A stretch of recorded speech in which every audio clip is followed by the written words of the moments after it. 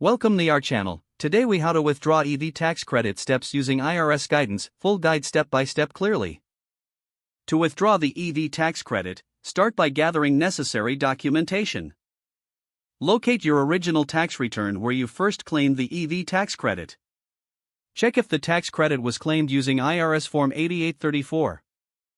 If you need to amend your claim, you will file IRS Form 1040X.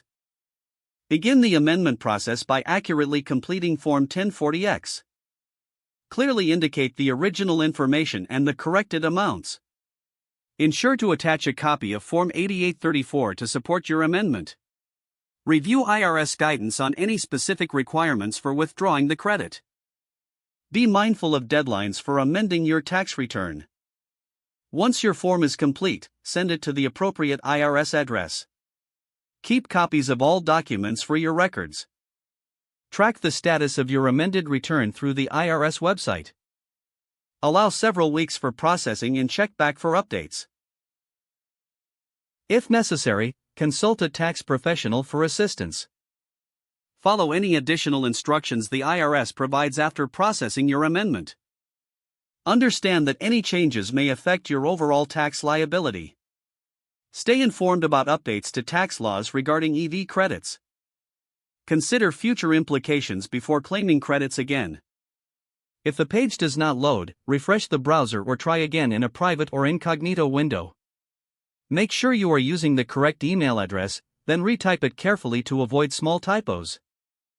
If your password is not accepted, use the reset option and create a new strong password you can remember. Check your spam folder for verification or security emails, then complete any requested confirmation steps.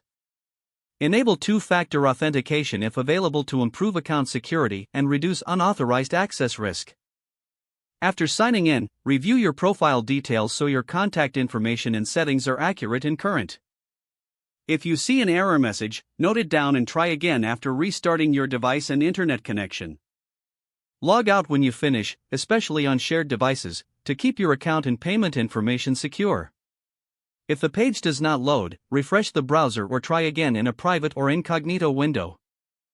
Make sure you are using the correct email address, then retype it carefully to avoid small typos. Don't forget to like this video and subscribe to our channel for more step-by-step tech guides.